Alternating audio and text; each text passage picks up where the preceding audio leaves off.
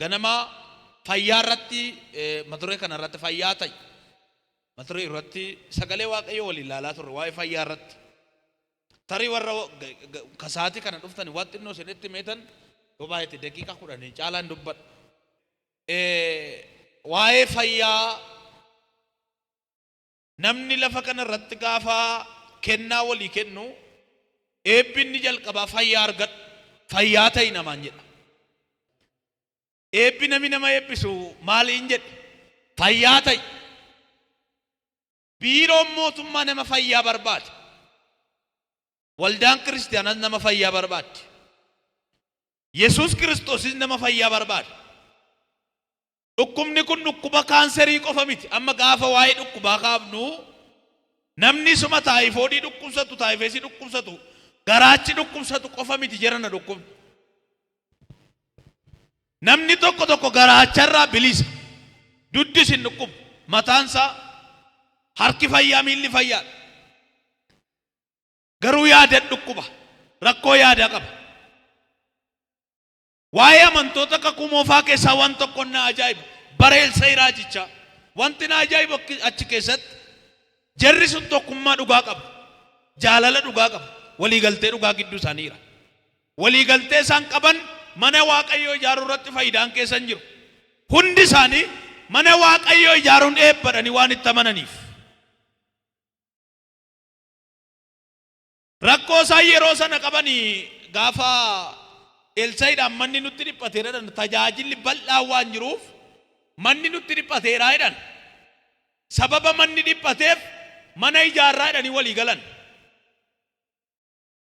Amantoonni kakuu moofaa keessa jiran sun baay'een isaanii rakkoo isaan qaban dhiphina manaati malee dhiphina yaadaa miti. Manatutti dhiphate malee sammuun isaanii dhiphaa miti hin jedhu. Faallaa amanaa yeroo ammaa immoo dhiphina manaan qabu dhiphina yaadaa qaba. Jara sanatti manatutti dhiphate kanaaf kaayyoon isaanii mana bal'isuudha. Mana bal'isuuf gaafa kaan ilaaltuu jedhamu raajii Elsaa'iitti dhaqanii himan. Manni akka bal'atu barbaannaatiin nu duukaa bu'eedhaan jarruu adagaa. Warri kaan ijattiin waan biraa argan maasii argan malee ijattiin mul'ata argan hin qaban. Waldaa kiristaanaa keessa namoota akkasii jira.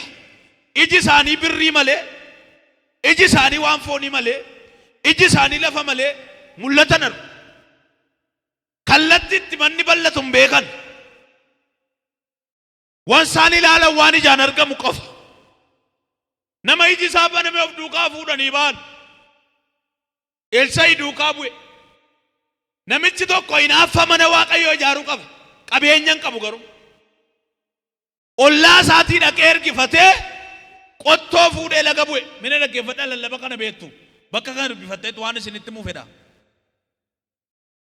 Qottoo ergifateetu iddoo muka muran bu'e. Ilaalchi nama kanaa fayyaadha. Sammuun nama kanaa fayyaadha. Kaayyoon inni qabu dhiphisuu miti bal'isuudha. Nama guddaa ta'uuf yaaduu qofa miti. Yaannati qabdu maal dhiphisuu moo bal'isuudha. Kadhati kee mana dhiphaatti nagashii moo mana bal'aatti nagashiidha. Kaayyoon ati waldaa kiristaanaa irratti qabdu bal'isuu moo dhiphisuudhaan jedhu. Mee warri bal'isuu taatan deebisaa. Namichi kun kaayyoon isaa bal'isuudha. Gaafa laga bu'u garuu qottoo ergifatee dhaqe. Manaan qabu jiran. Ofii isaaniitiin ijaarratanii kaan. Anammaa hin ijaarratee dubbadheeyyuu namaaf ibsuu dhiisuu hin danda'a. Nama na duukaa kan wargachuu dhiisuu hin danda'a. Bara sana amantootatu waldaa bal'ifna. Bara kana moraajiitu waldaa bal'ifna dhiyaasaa. Faallaa. Bara sana amantoonni manni nutti dhiphate nu ga'uu jedhaniitu mana bal'isuudhaaf kadhatu. Yaadu dhiibu. Bara kana immoo nama waldaa geggeessutu waldaa bal'ifnaadhee rakkata. Sababni isaa bara sana tajaajilaan raajiin tokko yaadinni qabu hinaaffaanni qabu yeroo hunduma saba waaqayyoof kadhachuuf dhukkubsattoota fayyisuun milikitaan hojjechuu qofa irratti xiyyeeffata. Amantoonni immoo mana bal'isuu irratti xiyyeeffata yaadi isaanii yeroo hundumaa qaawwa waldaa kiristaanaa ilaala. Isammaa immoo yaaduu dandeessu gaa. Isin maal keertuun immoo maal keer. Raajiin ammaa maal keessara amantoonni ammaa maal keeru seedu garaa hiikee isinitti mun gaafatu. Namichi kun qottoo fuudhee laga bu'ee ergifatee hin jedhu. Gaafa laga dhaqu hojii jalqabe. Gaafa waa argatu hojii jalqabe laa mi'a gaafa argatu. Gaafa waa argatu haasaan jalqabin hojii jalqabe. Gaafa waan ittiin waa gara fuulduraatti deemtu argattu haasaan baasin hojii jalqabe. Yes, nama simbira jiru ergaa kan naa himaa. Waa sii dhumnaan jedhaani. Haasaa dhiisii hojii hojjedhadhaani. Hojii jalqabe namichi kun jedhan. Atinnaa ta'u guddatu waan argattu waan hin dubbadhu na keessa. Garuu iddoo biraa immoo laalina. Amma sirra deebi'een jedha.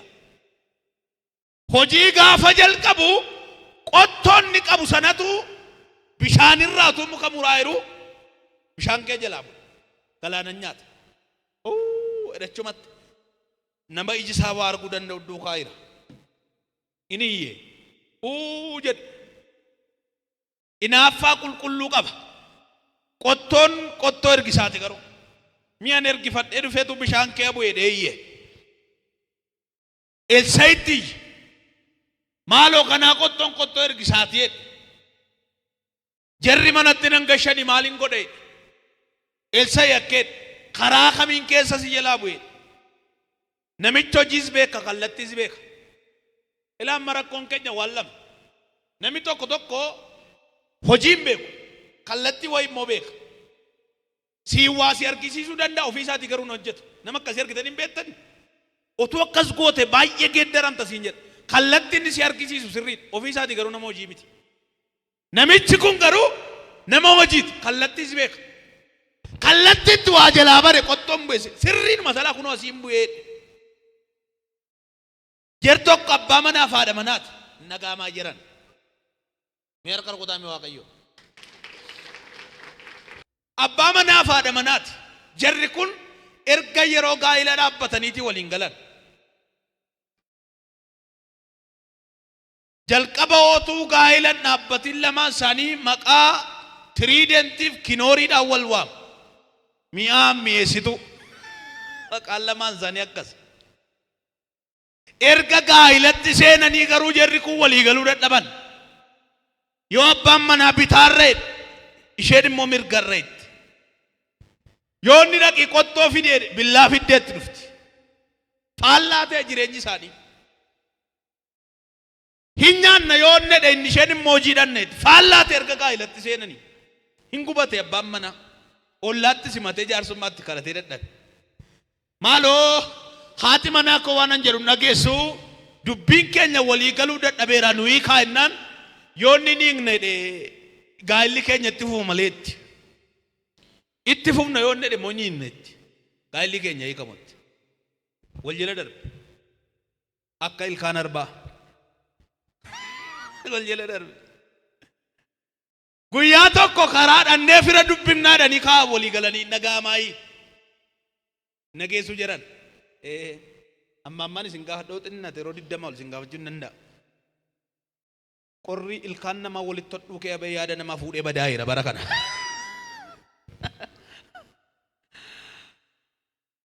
Dhannee fira dubbifnadhanii kaan jiisaa ji'a gannaati.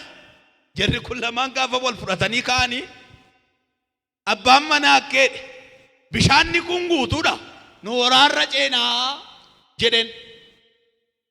Maaliif?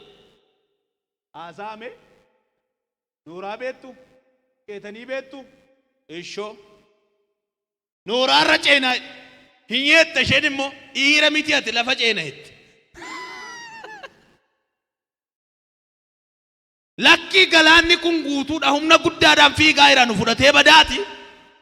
Nooraadhaan ceene lakki asitti naquti lafuma ceeneetti. Lakki jireenya keenya badaati isin duutaanis nan du'a bishaanni kun nu nyaata. Yoo ati nyaatamte dandaa kan beeku si baasuu hin danda'u. Anammoo miti suma nyaatamaati caammaan kee kun guddaadha bishaan see tokkicha gadi lixxeennaan akka sibiilaatti gasi dhuga bishaanni kun haa ka'uu hin dandeessu lakki nooraarra sii wayyannan dhiira miti ati. Zarii abbaa kee meeqa nyaatee beeka. Jarri immoo dubbii kaasuu jalqabanii naan ibidda bobeessanii baduu ofii. Warri durbaa kun adagaadha. Dubbii qabsiifnaan ofii golatti deebi'u. Dhiira wal nyaachisanii.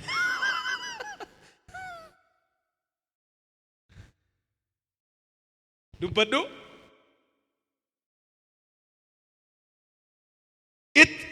Egaa erga goote linna karaa lafaa jedhatte miti dura bu'ee deen. Eessatti galaanatti. Duran bu'eetti. Rakkoon qabu atumti na duukaa qotte. Gaafa asii lixxee walakkaa geessu inni miila tokko kaa'eeti ilaala. Ayizoo jedhi ce'aarta. Ayizoo jedhaan dudduuba dhaabatee abshaala. Garraamiin gatu waaqa. Jedha ayizoo jedhaan. Kottatti utuma deemtuu gadi lixaa deemtu. Bishaanni qamisii fuudhee ofirra kaa'eera. Inuma deemtu. Otuma hidhuu bakka roobiin ejjete immoo gadi cita yeroo baay'ee bakka roobiin dhaabbate miilli isaa bishaan keessa jaallata waan ta'eef. Keessa gadi badde. Bishaanni jaliitoo mara akkasitti naannaa waan ta'eef fuudhee sobe. Namichi yaadu duubatti deebi'ee ofii isaatti lafa hin ceene. Isa karaan sila yaade wayya nooraarra dhee liccisee booda deebi'e. Wedheeyye laga kee dhaabbate. Namoonni birmatan itti yaani. Maal taate?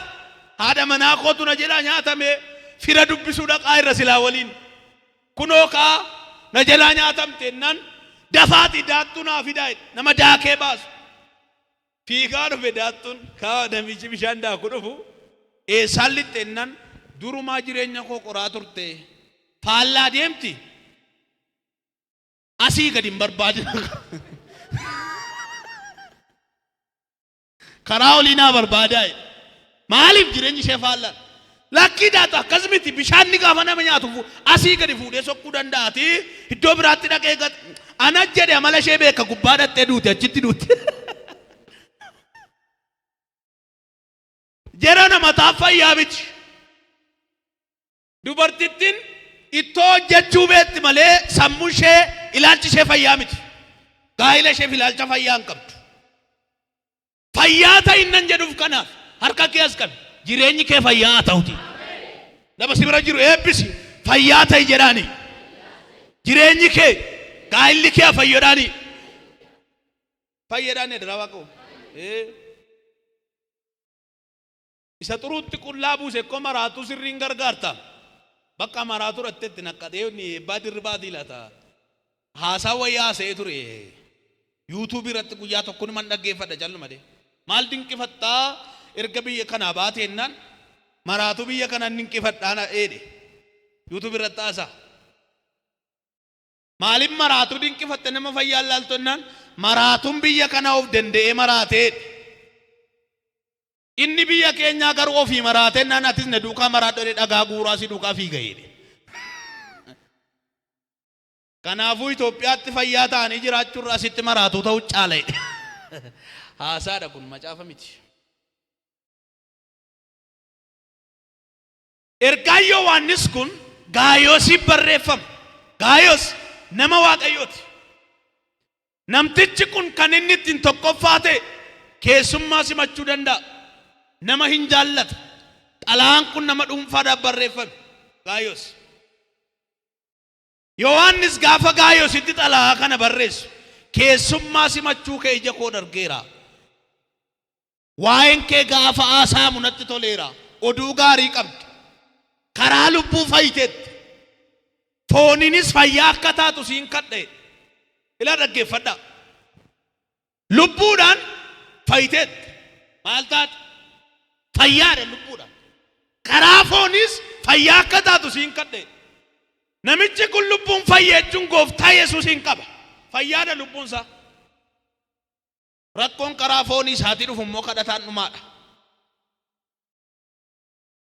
Kanaaf waldaa kiristaanaa keessatti wanti jabeeffamuu qabu yeroo hunduma hundi keessan Yesuusin waan qabdaniif fayyaadha lubbuun keessan. Foonni keessanis fayyaa akka ta'uuf immoo isinii kadhanna. ham min jedhina amen jedhame firiin toto godhuu ciniina beektaa afaan nama tokko tokko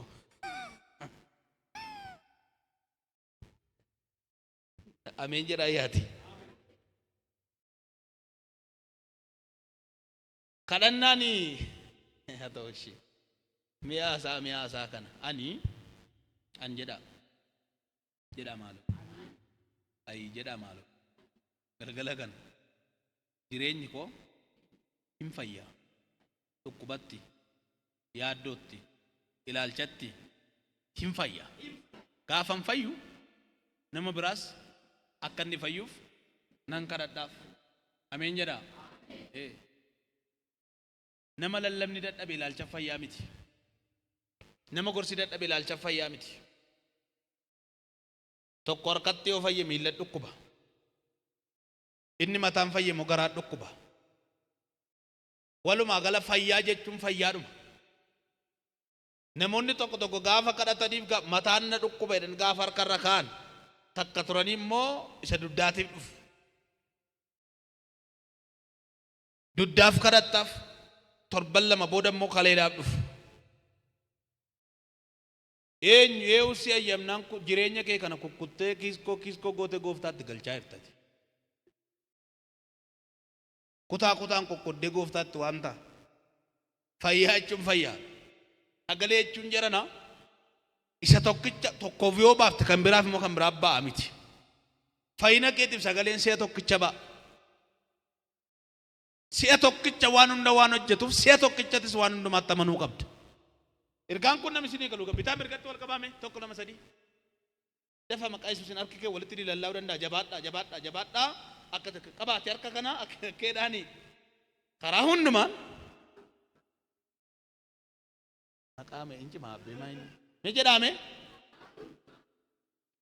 ijoolleen jechaa jira baay'inaan karaa hundumaan hin fayyita galgalli kun galgala kee waan ta'uuf jireenyi kee afuuraan hin fayya jireenyi kee foonii hin fayya mee nama si bira jaala jiru caaliiti ameen jedhe guddisee akka kan dimsii kanaan deema waa'ee dargaggeessa tokko sila dubbadheera barri sun bara faallaadhaan jedhe baratti dargaggeessi ofii isaati du'aa baatee geggeessu ofii du'ee geggeeffama baratti dargaggeessa hojii cimaa hojjetee mul'achuu qabu reeffa ta'ee baate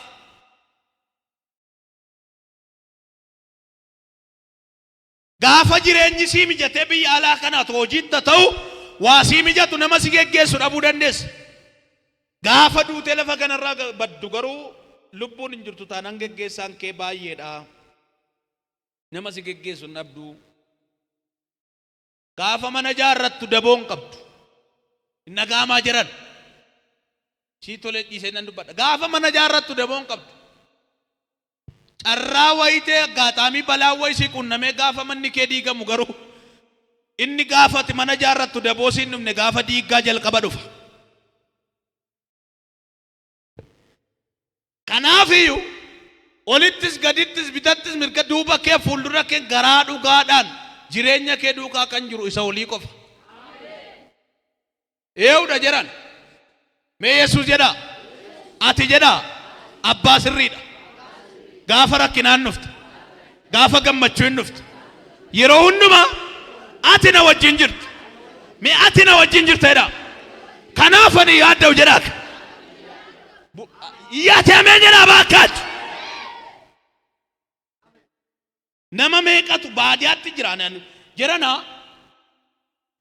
jireenyi lafa kanarraa jireenyi sin daa'imummaatti dabarsitan kitaaban ta'in jira malee kitaaba nama barsiisudha mas'eetii irratti hin baane malee seenaan ati dabarsite kitaaba irratti hin baane malee waan irraa barattu baay'ee jira keessumaa namni laga wayii ce'ee dhufe namni baadiyaa ture jireenyi baadiyummaa kun utuu kitaaba ta'ee ba'e waan ati gochaa turte jirana barumsa guddaa hawaasa gidduutti wanta dargitu maatii gidduutti wanta dargu barumsadha jedhan Kanaaf galgala kana kadhannaa tokko isinii kadhachuufan deema.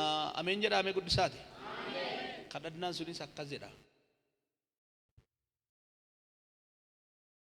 Warra guyyaa rakkinaa sigatan, warra guyyaa boo'ichaa sigatan, waa isaaniitiin mataan sin dhukkubin guyyaa galataa keetti korojoo guuranii gara mana keetti yaa'u. Iyyaati ameen jedhaa baakkaas. Akkas jedha quba keessan ol kaasaati gaafa rakkadhe naman dhabee jedha. Gaafa qobaa koo naman dhabee jedha. Amma garuu jireenyi koo Waaqayyoon haareffamaa waan jiruuf guyyaa galata kootti warri na jibban hin dhufu. Diinni koo hin arga'edha. Firri koos hin arga'edha. Haala ammaa keessaa hidhame namaan ba'u kanan dadhabe. Sagaleedhaan nan ba'a. Nan ba'a jedhaa kaayi. Namni kana dhagee guddisee ameena jedhu.